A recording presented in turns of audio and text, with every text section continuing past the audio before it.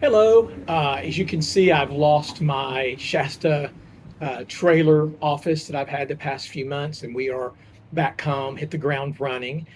So I appreciate the feedback and comments from y'all about the more casual, laid back approach to the market update. So here we are back in Dallas, and I'm going to be bringing you the East Dallas Market Update Report, courtesy of me, Alan Smith. I've got my notes, so I'll be checking those to make sure that I stay on track and bring you what I want you to know is going on in the market. If you're thinking about buying or selling residential real estate, it's important that you understand the current market trends.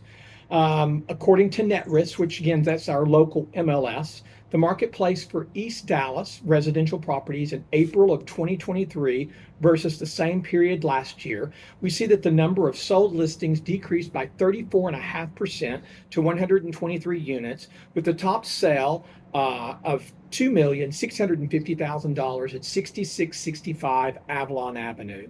The average sale price increased by 4.4% to $760,461, moving the average price per square foot down about 2% to $330 per square foot. The inventory of properties available for sale measured in months supply increased by 81.8% to 2 months worth of properties for sale.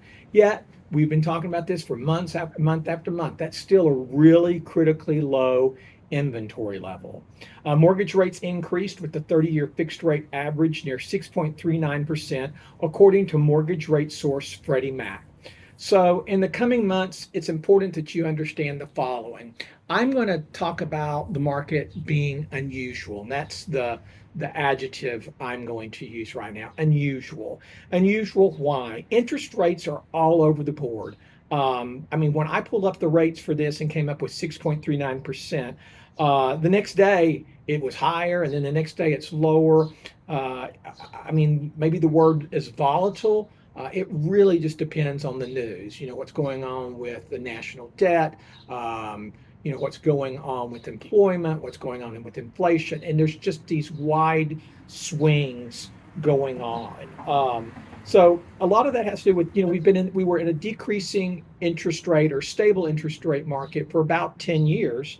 And then with the rate increases occurring last year, it's just become difficult for buyers to navigate what's going on. So for buyers, you need to find you a local mortgage expert and communicate your specific needs, and you need to stick with them and not bounce around.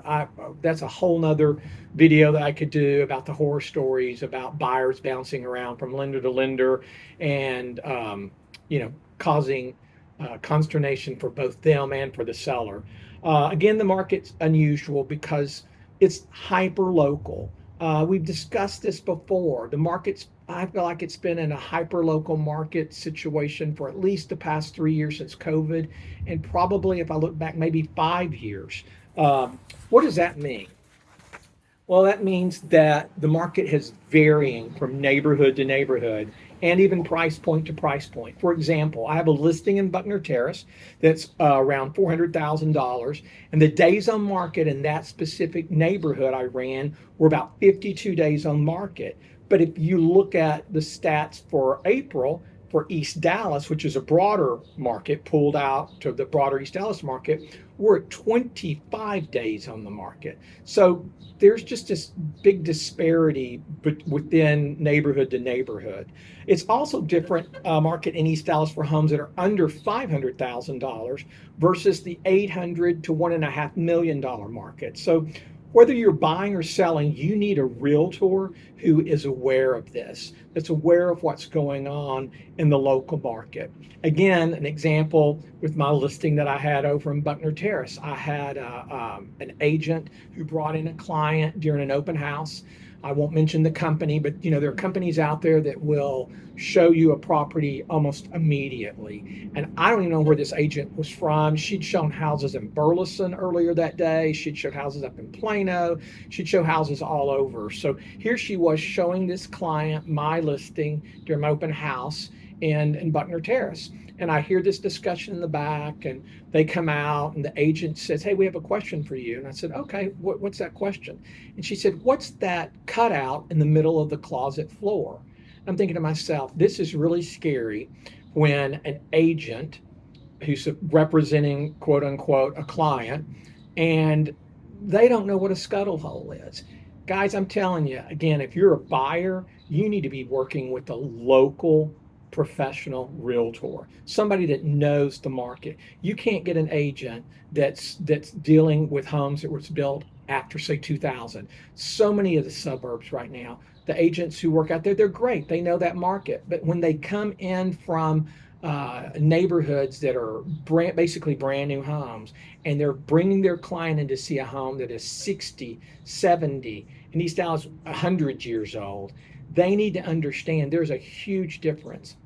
You are doing your client a disservice when you're not knowledgeable about the market, the inventory type in that market. And buyers, you are you're not in good hands when you pick those people. So again, buyers, you need to be aware of market conditions and have an agent that's aware of market conditions for the area that you're looking at.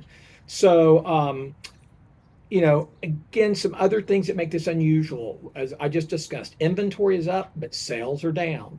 The average sales price was slightly up, but the price per foot's down. Interest rates fluctuating all over the board. According to Sam Cater, who's Freddie Mac's chief economist, the lack of inventory remains a primary obstacle to affordability. The lack of inventory, I'm going to repeat that, the lack of inventory remains a primary obstacle to affordability. Local home prices, we discussed this in previous videos, had probably peaked, looks like in June of last year. And this was after we'd seen 2 years of just this white hot increase, run up in prices. And things seem to be settling back down to the increases we saw pre-pandemic. But again, guys, I always tell people, remind you, we're always looking back. I'm bringing you stats from the MLS. I'm bringing you stats that are looking back a month, 6 months, a year. And, people much smarter than me are trying to project what's going on. And we don't know. I mean, will the increases or the stabilization of these increases going to continue, or are we going to see a run up again? We'll know in about 6 months. Again, we've discussed for several months now, the sold price ratio continues to decline. That is a big warning flag for sellers. You cannot overprice your home. If the home is in great condition, market ready, they're selling.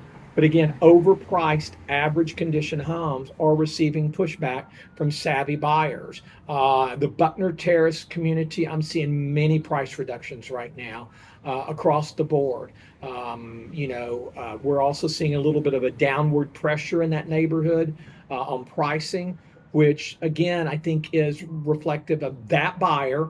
Again, it's hyper local. That buyer is going to be more affected by the interest rate increases that we're seeing versus the luxury buyer in Lakewood. They're less affected. So if you're thinking about buying or selling residential real estate now or in the near future, it's important that you seek the guidance and advice of an expert local realtor.